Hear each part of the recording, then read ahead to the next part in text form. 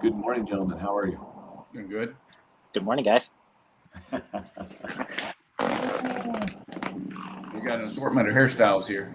Yeah. I love it. That's how we make the money. That's how we make the money.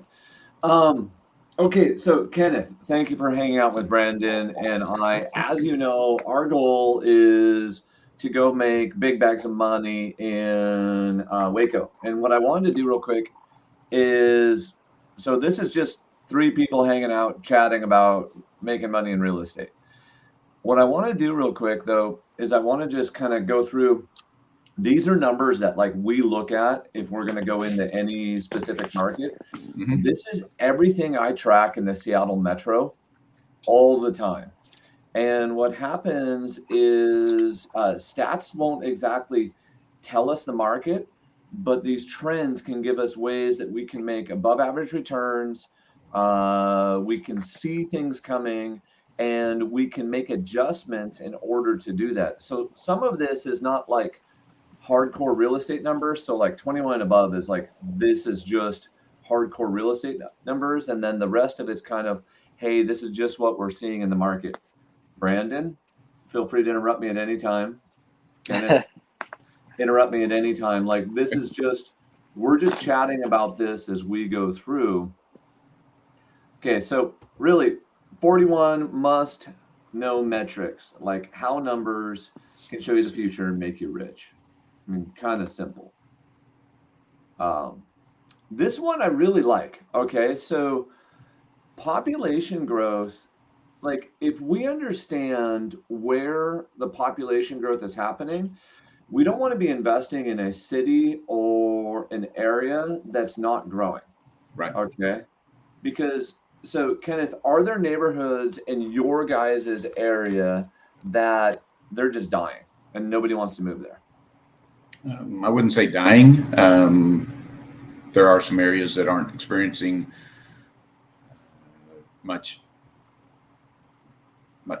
economically positive growth, but Okay, fair. Yeah. But really, I don't want to invest in any market that's not growing. I already know Waco's growing specifically, yeah. but that's one of the ones we're curious about. Who are the major employers that we have in the area, right? And are those major employers bringing us more jobs to that area, or are they, dying off? Because so like here in Snohomish County, Boeing is one of our largest employers. If Boeing moves away, you know, what happens to jobs? What happens to rents? Demographics. This one is crazy, Brandon. And I know that we haven't actually discussed this one much, but Right. like, Phoenix has a specific demographic. There's a lot of old people moving there. There's a lot of retirement people moving there. That makes a difference on what like we're going to flip, what we're going to keep as a rental, what we're going to wholesale based on the demographics of that local population. Right. Okay. What are the trends in the local market? Now, this one's really interesting. Like in the Seattle Metro, more apartments, more townhomes. What's a trend that you guys are seeing kind of in Waco in regards to housing or in regards to the style of home or something like that?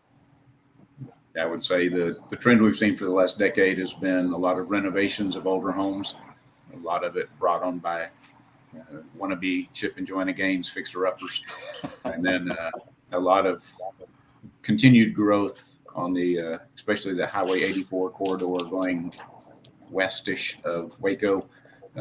Plenty of land, so new homes built on quarter acre or larger lots. Oh, I love it. I love it. Yeah, we Not, we there is some economic activity downtown, revitalization with some downtown apartment condo buildings being renovated, but it's not a major contributor to the housing. so most of the growth is coming out towards I-80 It- and that's one of the ones that we'll get to here in a bit, but I love tracking like permits, subdivision applications. It shows you like where the growth is trying to trend in that specific area. Okay, seasonality. So I think the best example of this is there are coastal towns that, you know, they literally only have a market that is a summer market. Is there a hardcore seasonality to any part of Waco that we should be aware of? The school year, which I think would be a typical seasonality everywhere. There's not really a that I can think of something like a coastal town or a mountain that a town would have. Got it. No, cool. And that was actually one thing I didn't know. I was assuming that was the same, but I just wanted to double check on that one. Okay, so what are our trending areas? Brandon, I really like this one. I know you and I have discussed this one a few times, but like, what are like, if we buy in this neighborhood, this is the up and coming neighborhood, this is where everyone's moving to, or this is the neighborhood, even everyone wants to rent there, so we're going to get above average rent growth in that specific area. Does anything kind of pop into your mind there, Ken, as we talk about that? Yeah. Most of that is driven here by school district. That Highway 84 corridor I was talking about is in the Midway School District. It's kind of considered the premier school district. China Spring is another school district. It's a middle-sized, kind of big, but middle-sized school district. It's very highly sought after. So a lot of growth in the China Spring area. Lorena's a little bit further out, and it's a smallish school, but it's a well-liked school. And then Bosqueville, people love Bosqueville, but there's just not a lot of houses there.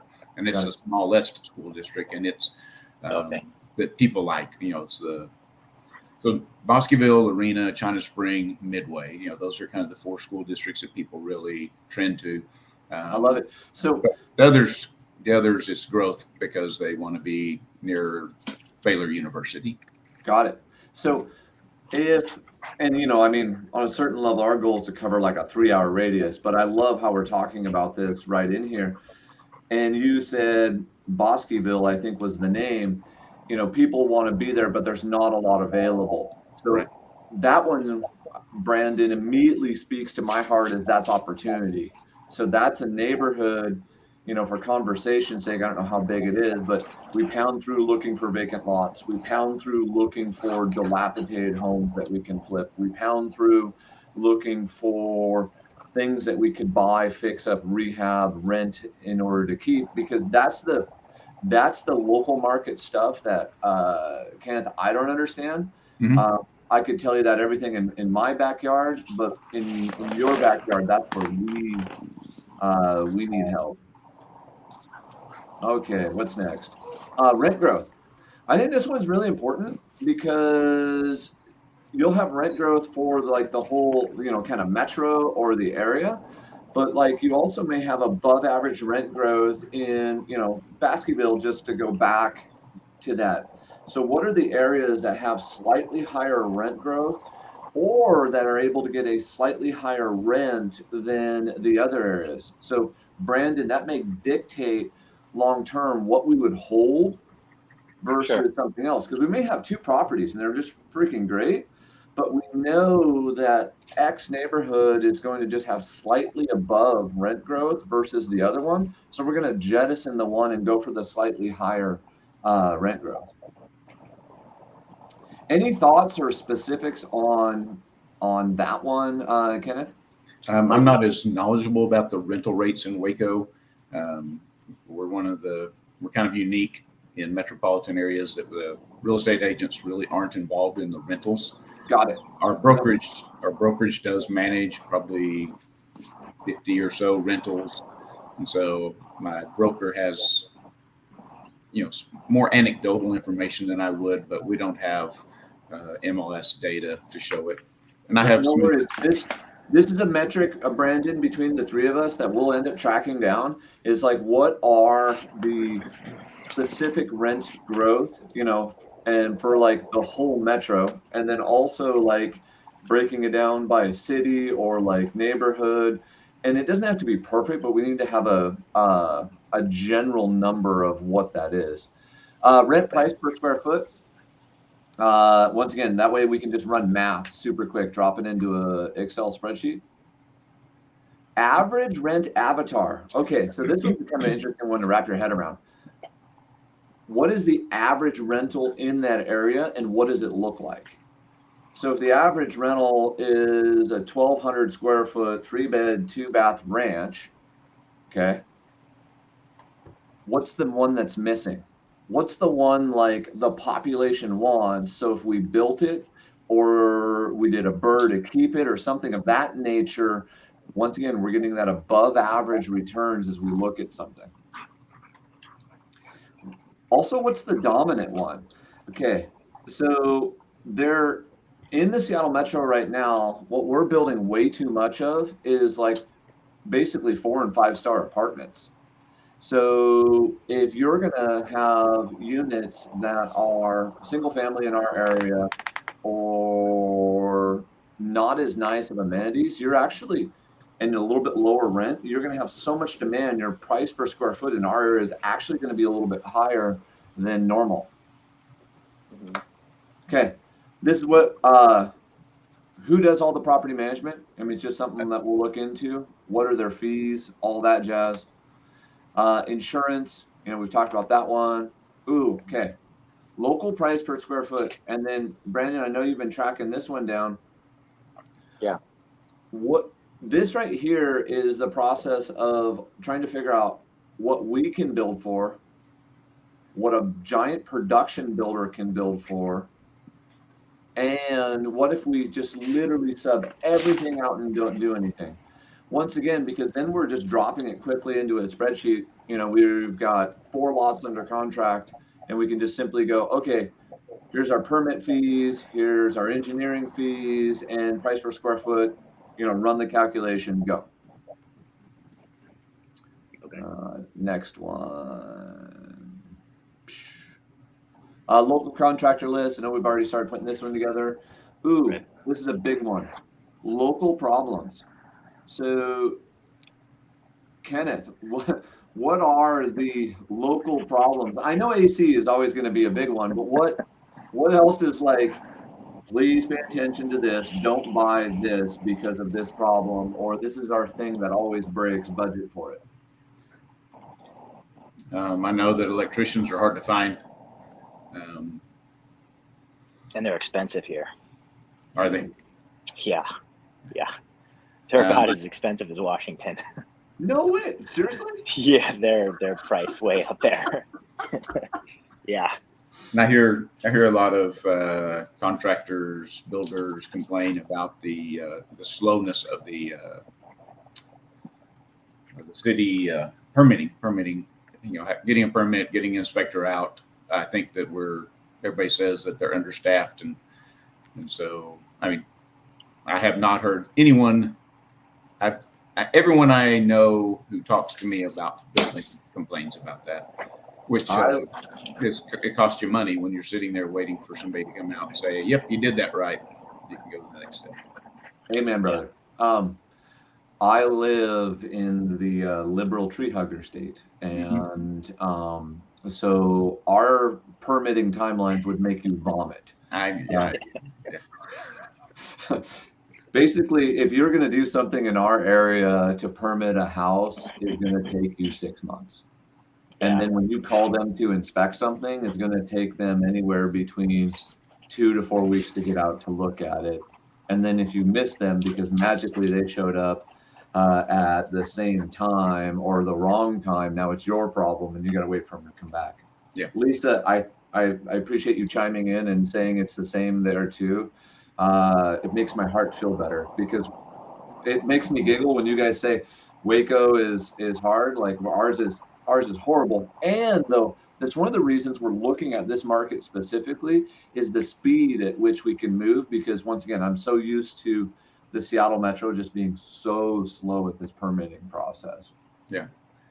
I understand by comparison, we are very fast. I had clients that were moving here from the West Coast a few years ago. And we talked for about 3 years. They were just trying to do some updating to their house before they sold it. And it took them about 3 years just to do some fairly modest stuff. That was in California. And we've got to create this list. And as we create this list, we're going to refine it much more over time. I know that the AC and the electrical, that's why I put them on there. I just kind of knew. I know taxes are high, but there may be other things that we're not currently thinking about that we'll have to come back to. Yeah, I can't really think of much that's local. I think what everyone across the United States is dealing with more is interest rates right now. Than that's the most pervasive problem I'm seeing. And let's just pound on that here for 2 seconds. Interest rates is causing traditional real estate to slow down. Mm-hmm. Interest rates makes hardcore investors, Brandon, you're officially now in this category, happy. And the reason for that is when interest rates are really high, this starts to just break out my competition. It makes sellers more likely to give me owner financing. It makes people more likely to give me creative terms. And with that less competition, there's a higher selection of deal flow for us to be able to play with. So as crazy as it sounds, I'd like interest rates to stay high for another year and a half or so, because I want to get a good solid footing. And then what I believe is going to happen in most of these markets, because we're seeing okay appreciation at 7%. Well, what happens when rates go back down to 5? What do you think is going to happen in your market if rates went back to 5 right now? I think that the activity would pick up, the prices would pick up. The inventory is still modest. It's not. We don't have a high inventory, so it'd be a good time to be selling houses. Yes, sir. I love it. Okay, this is something we kind of mentioned this before, but this one's very important to me. And Brandon, this may be one where what we do is at a county level, we kind of, in the county and the cities, we have a basic idea of how many building permits are in and how many subdivision applications are in. Let me explain. When you know the number of building permits that are in the subdivision applications, what ends up happening there is you can basically start timing the market for your flips, for your rentals, for the disposition of assets that you own. Because in Marysville right now, just to give you an example, and Marysville is the city I live in, Kenneth, there is 1,000 units coming up on Whiskey Ridge, up on the hill over here. So if you are going to fight next spring against those 1,000 units, good luck, because it's all the major builders, all the nationals, all the big players. Mm-hmm. I wouldn't go fight against any of those. I'd literally just go build somewhere else or wait. That's where you can see what's happening, because if we know Toll Brothers is putting in, a luxury subdivision here, we know LGI is putting in some bangers right here, D.R. Horton's in the middle over here, you can kind of see, all right, if I flip something, I'm going to have to deal with these people, or if we're building on some lots, I have to deal with these people, or that this is the missing avatar, missing home that's going to create massive opportunity. And don't worry about having to know these numbers right away. This is just something we'll track over time. I did want to mention something on a local problem. Yeah, please. Water meter. There's the community of Lorena right now. The city of Lorena does not have any more water meter permits. New water meters, so that will limit Lorena. There is I think it's a 90-acre property for sale in Lorena that has permits for 22 water meters already and some other stuff going on for it. But there's not any new water meters available for the city of Lorena. I don't know what Bosqueville's situation is, but that is probably one of the bigger hindrances on new construction on a new vacant lot. I love it. Okay. You can find one that's a tear down and they have a water meter already. So this is, Brandon, I always think about things maybe slightly different. So we take that problem and we flip it over and make it an opportunity. Where's something that's dozer bait, like Ken said, aka a teardown? Where is a old non-financeable manufactured home? Where is an existing lot that someone has already paid for the water meter, so we have the right for the water? And this is common all over Washington to be same thing. And they were using it to camp on, or they intended to build a house at one point, but they've literally already secured the right to the water. Most of the time, we've found that from driving around, door knocking, direct mail, cold calling type like stuff, where you're literally like calling through a list, and they're like, "Oh yeah, I do own that vacant land," and then they just kind of say some type of offhanded comment where it's like, "Yeah, we started to get it ready to build, and then we didn't do anything with it." And your literal next question for well, did you get the water meter? Right. What do you mean? Yeah, that creates massive opportunity. Okay, foreclosure rate. I know the foreclosure rate's really low for everywhere, but we still want to be tracking the foreclosure rate locally. Most of the time we can get this from title company, or we could pay for a service to specifically give us the foreclosure rate. Because if for some reason we start to see this number spike right now, then we know to just either slow down or start paying attention, or okay, there's possibly opportunity for us to start, getting stuff subject to, wrapping some deals, things like that.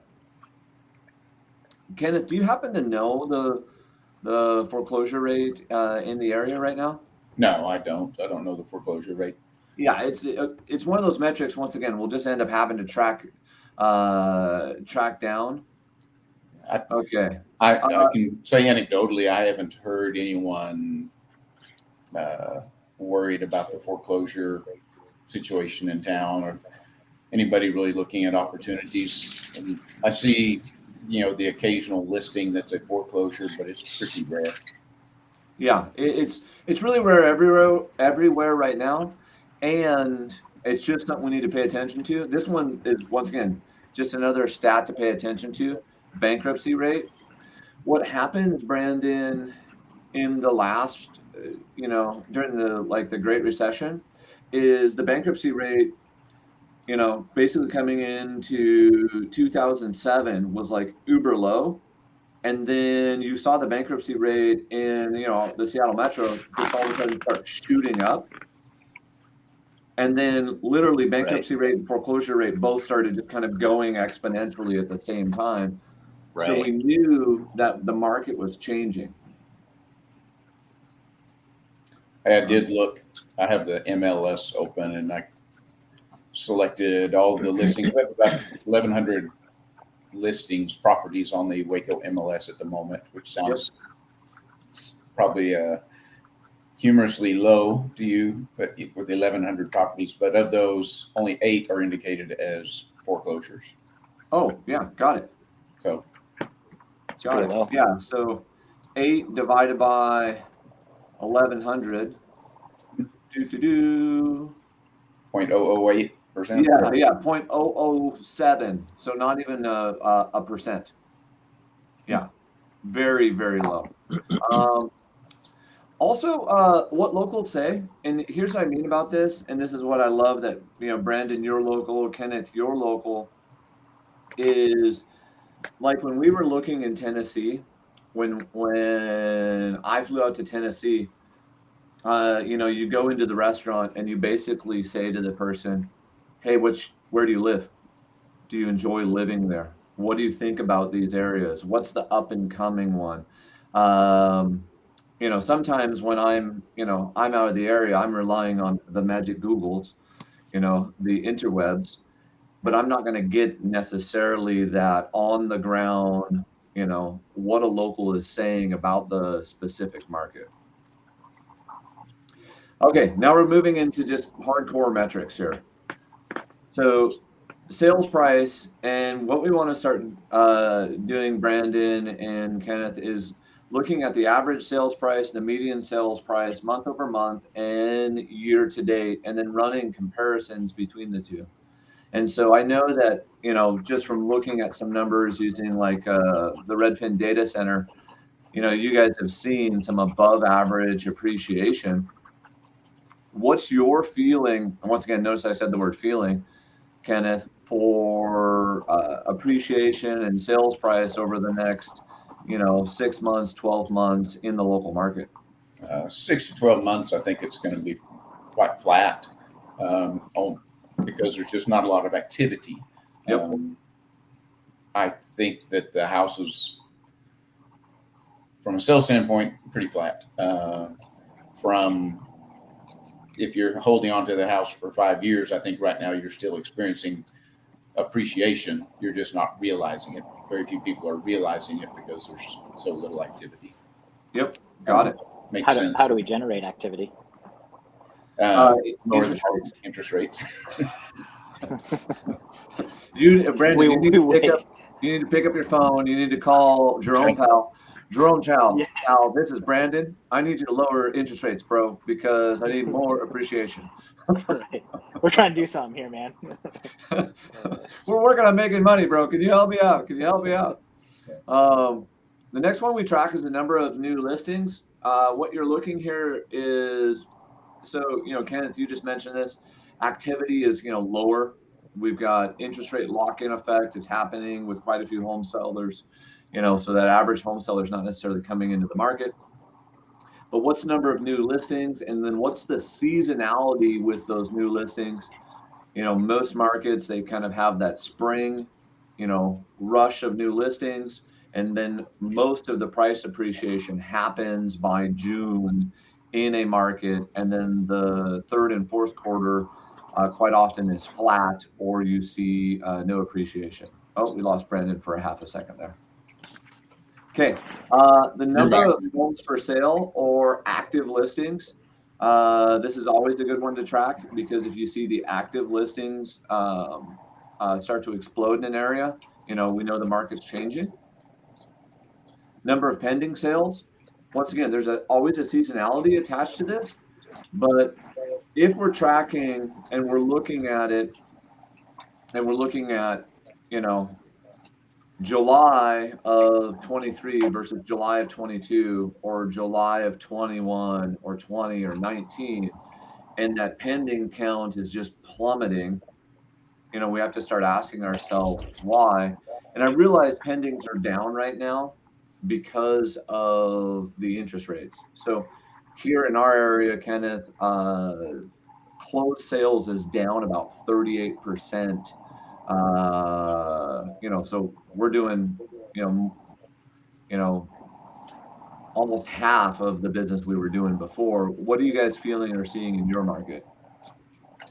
Yeah, we're doing considerably less. Probably two of the barometers I look at, the title company that I mostly work with, and then a home inspector I work with and good friends with.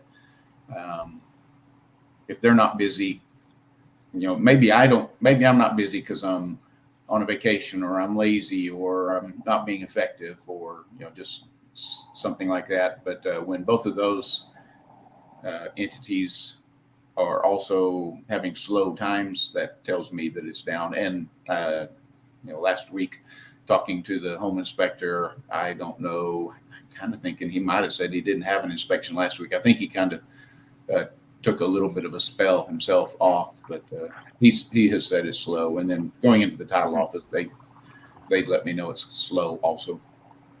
Yeah, it's kind of slower everywhere. Number of closed units. Once again, looking at the seasonality, but also looking at where you are doing over time. Days on market, or DOM. So we're looking here for the average days on market.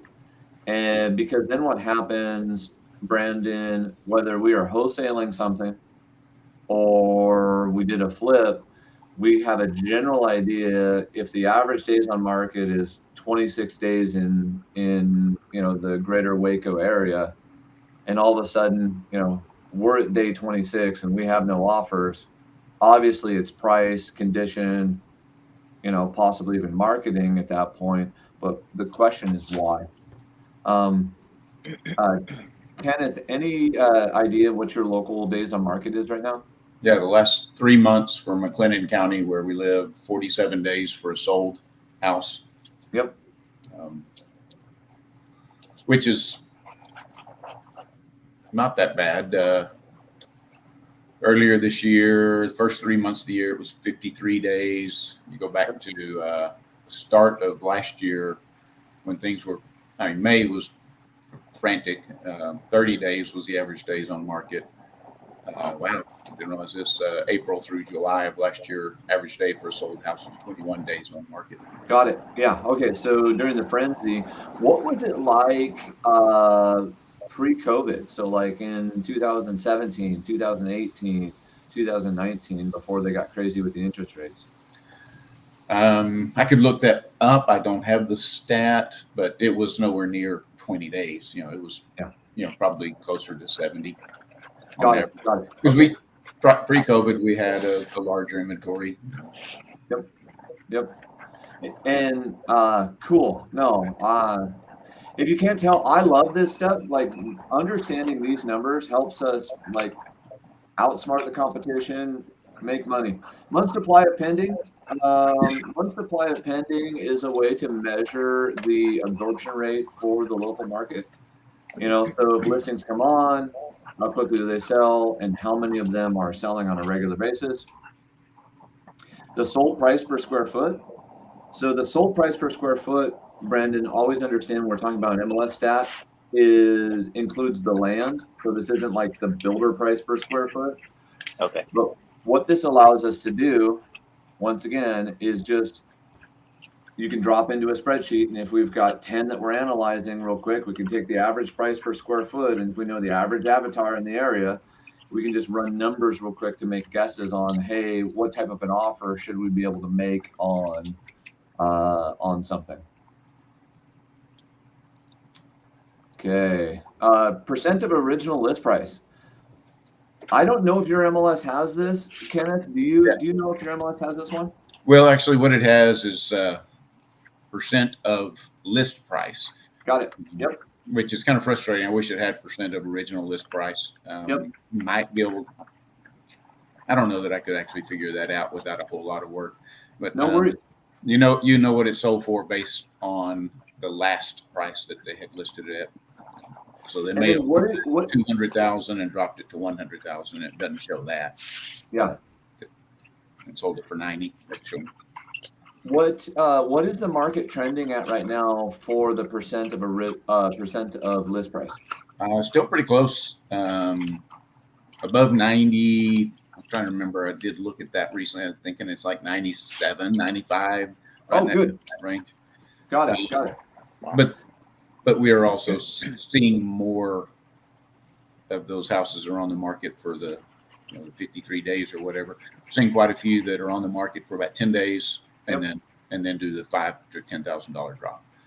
Got it. Trying it. The agent's probably telling them, "Hey, we'll try it, but let's drop it fairly quickly," and so you're seeing that. And then, what would you say maybe the average? So once again, I can't figure this out in my market without a lot of math. What would you say the average price reduction is? And I realize we're just guessing right now, but maybe what's the average price reduction, and then what percentage of properties do you think have to do a price reduction in order to obtain a sale? Man, I don't know that I could. No worries. Yeah. So, Brandon, our goal there, and sometimes this is just anecdotally, it's the feeling of the market. You lick your finger and stick it in the air. It's a barometer. But our goal is to understand that in that market, the average price reduction is $6,000. It happens at day 30. And then they obtain a sale, because then what we can understand is if we're hitting all of our regular metrics and we're sitting on the market and we haven't sold, literally it's just we need a $6,000 price reduction and we're gone. Okay. And this is one thing that's really funny in relation to deals that we do here locally. Jennifer and Rochelle Kenneth, that's our CFO and our real estate team leader, the woman who runs our real estate team. They get on me all the time, and they're like, "Drop the price, move, let's go." And I'm an extremely impatient person, but when the data says don't do it, I'm like, no, we just gotta wait, or no, we only need to do a $4,000 price reduction, and we end up just nailing it over and over and over again. What's crazy is this sounds like a little thing, but I want to play out a scenario with you. If Brandon, we did 10 flips in a year, and we had to reduce the price on all 10 of them, but you reduce the price 10 grand, aka 100, or we figured out that the causes the market to move at 5 grand, we just made an extra 50 grand by basically just being in love and in tune with the data and the numbers of that market. Right. Yeah, and it changes constantly. 100%, yes. Because I've had clients say, "Hey, do I need to lower my price to catch attention?" And I say, well, like right now, I would say, no, you don't need to. It's just like the one I have in mind, Troy, which is a community outside of McLennan County. There's nobody's attention to catch right now. So you're dropping the price and nobody's listening. Yeah. Then there's other times that, you need to catch somebody's attention. Nobody's coming to show, nobody's seeing the house, but obviously there's a lot of activity around. They're not looking at yours. That's the market saying you need to drop your price. 100%. Cool. Do you guys have showings to pending and showings per listing? No, not that I'm aware of. Yeah, no worries. This is not in every market. So Brandon, I suppose the showing time, the service that we use might track that. I don't know that they do. Yeah, what I would do, Kenneth, is see if your broker has basically like a broker level access where you can look at all the agents inside the office, and that would give you like a snapshot. And all we're trying to do is get a snapshot. So, for example, in the city I live in, Marysville, the showings to pending right now is like 13, and the average showings per listing is like 8. So most of the homes are not getting enough showings to make them go pending, but they're still going pending, relatively quickly. Once again, not a stat we have to know, just helps. We talked about. I like stats too. That'd be an interesting one to see. Until 2 years ago, all of our scheduling was done in between agents. Like I would send a text to the agent and say, "Hey, I want to show your house." So there would have been no way to track that. Yep. But with showing time, they should have some statistics on it. Whether they make them available or not, I don't know. Yeah, it's just a question to ask, and and if we're the ones that asked and then dug out this data and no one else is going to bother to ask, all of a sudden we have one more tool in our toolkit that may help us just carve an extra couple $1,000s off of something. Okay. We talked about this earlier, the average home avatar. Okay. The missing home avatar. This one is so important. So what is the market demanding in the local area that someone is not building? So I can tell you throughout the whole Seattle metro, it is smaller, detached, single family home that is around the median price range or below.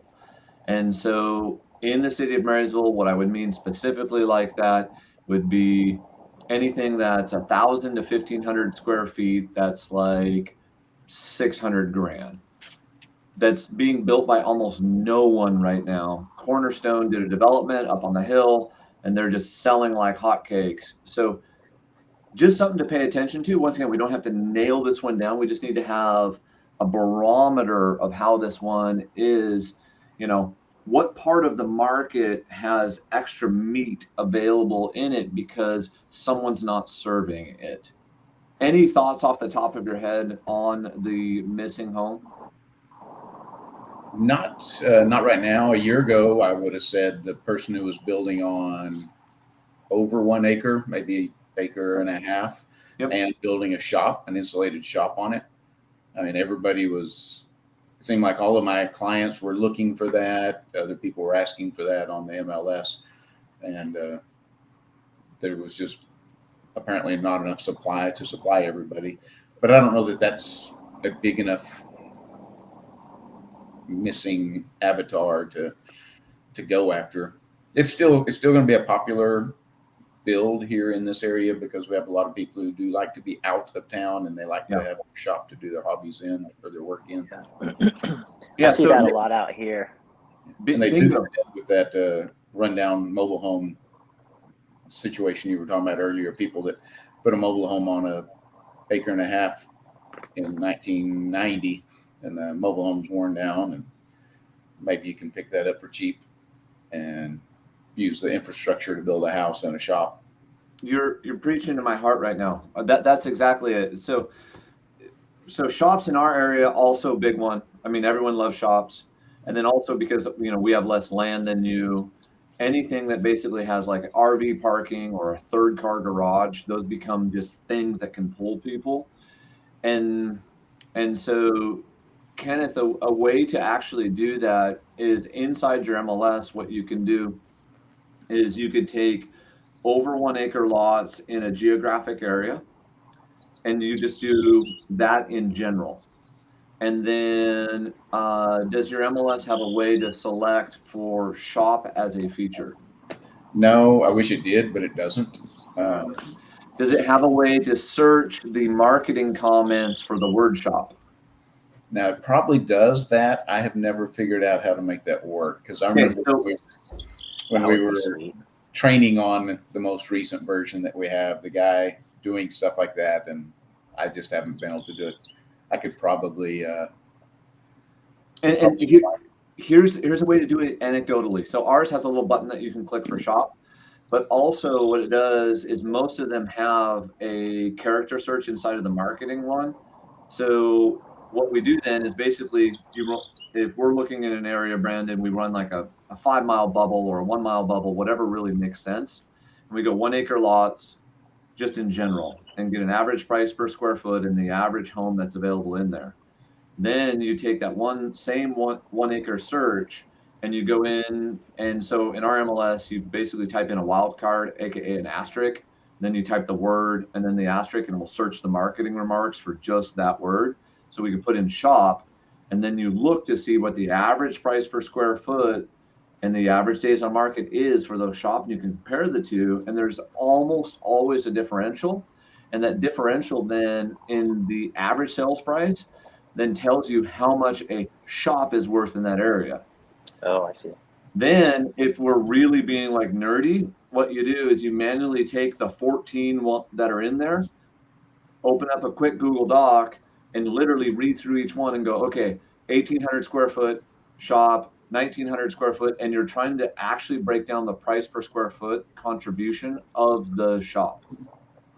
So in the north end of the Seattle Metro, a third car garage is worth $24,000.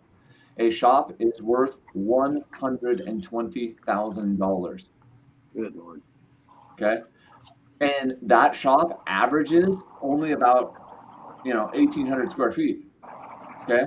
Well, I know I can build an 1,800 square foot shop for about $60 a foot. Okay, let's rock and roll. Boom. So, Kenneth, I guess this is a question for you then. Is it a shop that's more popular here, or a pool? What brings the shop? Shop still. Wow. Yeah. Okay. I love it.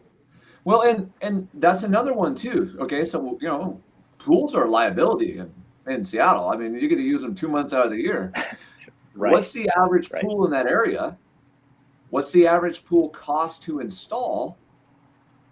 And then how do we put that into our repertoire and our network such that we've got 3 guys who can do pools, so that if we have the right flip that needs the pool in order to hit that price point, we know the people that we can call in order to win.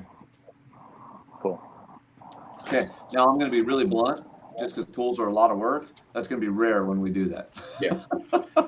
Yeah. I know a good and affordable, comparatively affordable pool guy, but man, I can't think of many times that somebody has said, "Man, we want that house because it has a pool."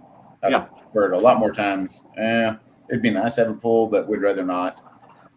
Now, I've heard people, almost, well, I was about to be crude. Anyway, I've heard people get much more excited about a shop than they ever have about a pool.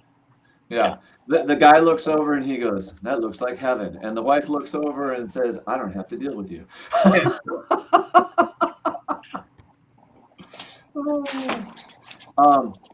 Who are the dominant agents in the market? Just another interesting one to always be paying attention to. How much business are they doing?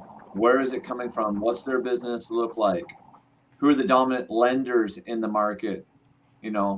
What are their lending products? What are they usually giving out?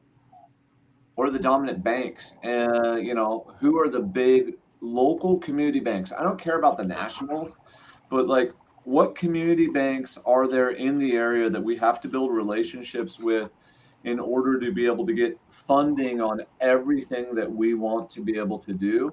And then how do we also understand the players? Because what happens is community banks, they'll have a product for a moment in time, and then 6 months later, it's just gone. Okay.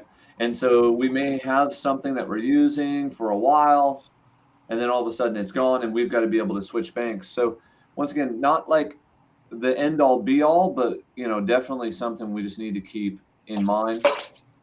Dominant title company, dominant escrow or lawyer in the area, the dominant wholesalers, dominant builders.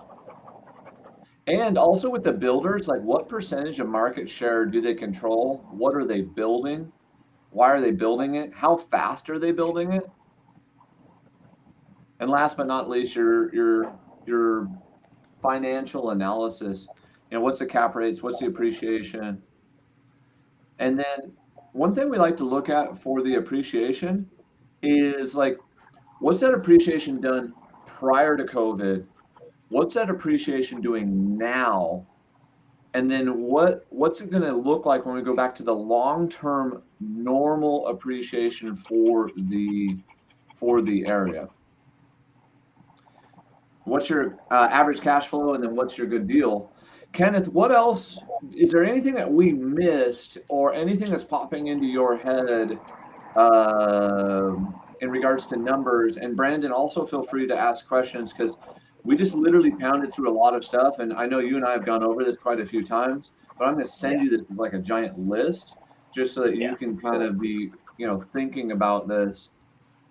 Kenneth, what numbers or things do you also know or look at in your market that you're thinking about? Catching me on the spot. My brain's not clicking into that gear right now. And I don't know how, I guess I have one thing, and I don't know how you would parlay it, but you're on the West Coast. Yep.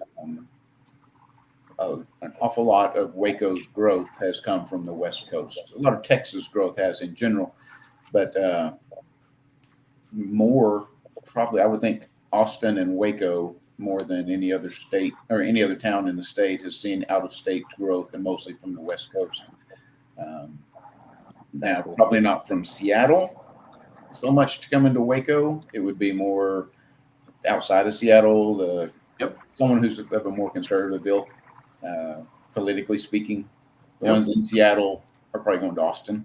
The ones outside of Seattle, and it's not just a loose comment. It's observed. I've seen it. And I know I 1,000% agree. Yep. Yeah.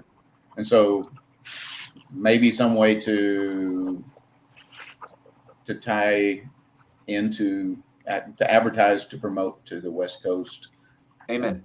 More of our stuff is coming from the West Coast than it is from the East Coast. I've got some clients that have moved here from New Jersey, but they're more of the exception. Not many people are moving here from the Midwest, but they are moving from the West Coast. Yeah. So here's little bit longer answer to your question. So one thing that we do quite a bit of, Kenneth, is content creation. And so as Brandon gets moving throughout the area, he will be doing, your vertical videos, which is your reels, your TikToks, your shorts, and we'll be doing traditional videos too. And what you can do with that video style content is you can basically put together things where it's like a new home build in Waco, Texas. So then all of a sudden, if someone's searching for that, this is something that they're going to come along. And long term, Brandon, and this may be years down the road, what we'll end up doing is we'll end up building a website, creating blog posts for that in order to also drive that. You can run ads for out of state home buyers who are looking to move to that area.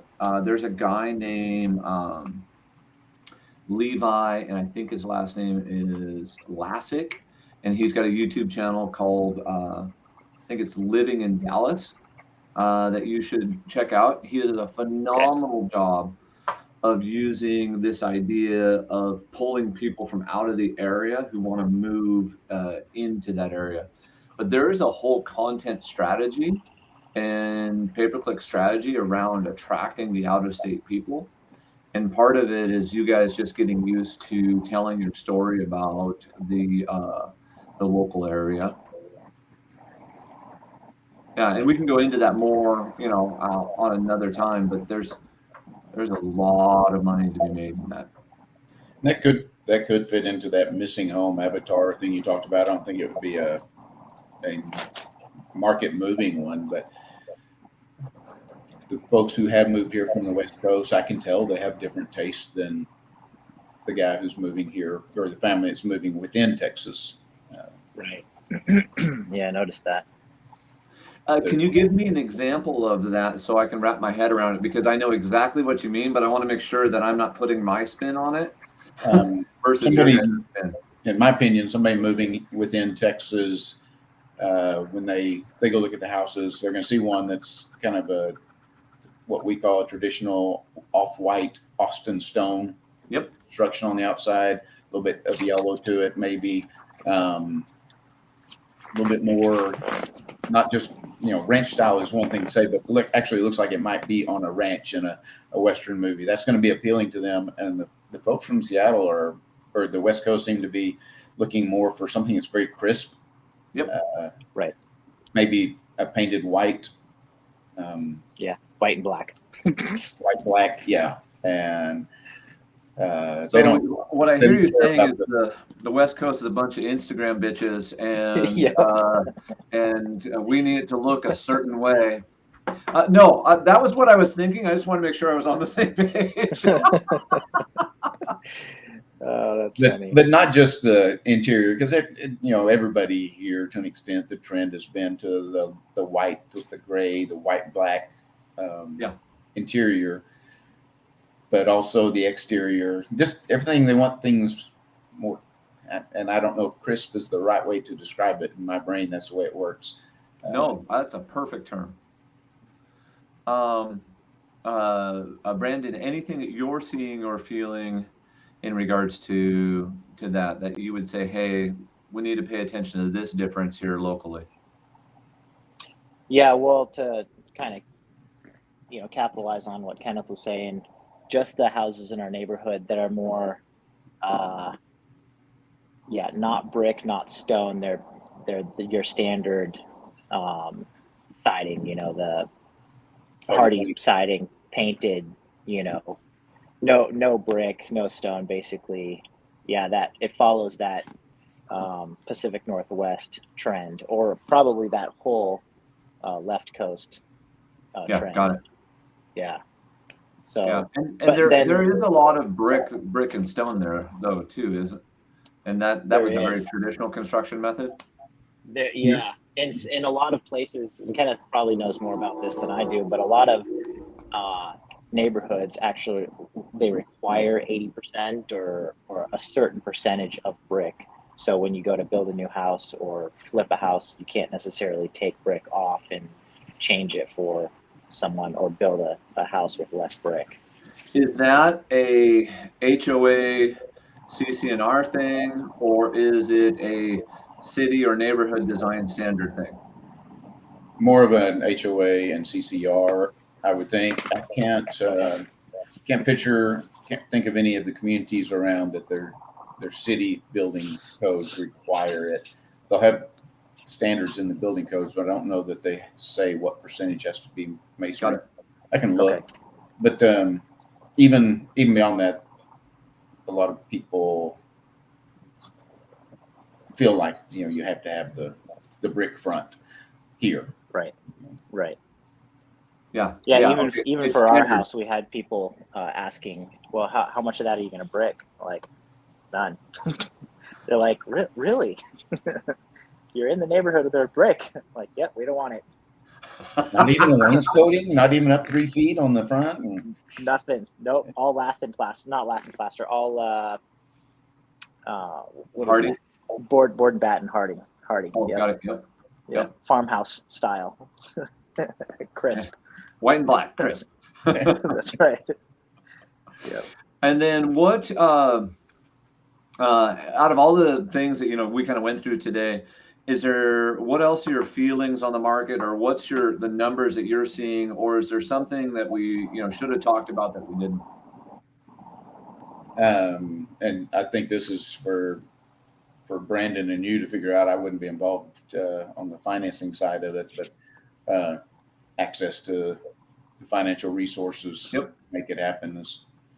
I do know a couple of hard money lenders here in Waco, but everybody who wants to be involved in this game has to have access to resources. Yeah, absolutely. Yeah, this is a capital intensive business. Brandon, anything else on your list, sir? I'm learning basically. You guys are a few years ahead of me on this one, so yeah, I'm just learning. I'm sure I'll have questions. I love it. The thing that you have that I see so many of the fix and flip people that I've seen their product anyway. The thing you have is the ability to do it. Just because you have a good 401k you can tap into, or a hard money. Usually it's not even a hard money lender. They won't lend you money if you don't know what you're doing. But whatever they've done to get their resources to buy one of these houses that needs to be renovated and redo it, I've seen so many that I would have rather they not done the work. Yeah. Well, and Brandon does phenomenal work. So yeah, Thank you. we're in good hands there. And then also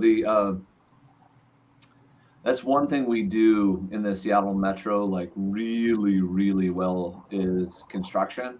So the training that probably Brandon and I have both gone through from a construction aspect in our area is phenomenal, because there's, how do I say this? The local municipalities and counties are so strict about how things are built and the process to get it there. What it's done is it's super elevated that construction game. So because we've bought properties in other out of state areas, and I go there and I look and I'm like, this is a literal piece of shit. Yeah. But that's acceptable right there. And it's just because, the standard in our area is so high.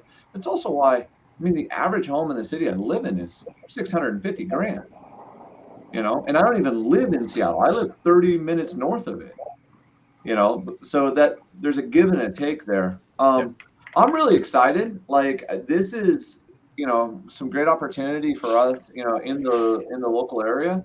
And then we're just going to keep having these conversations, and we don't have to know all these numbers today, but this is just like, if we knew all of this about that local market, we would know more than 99% of the real estate agents and investors in that market, because they'll never take the time to learn this.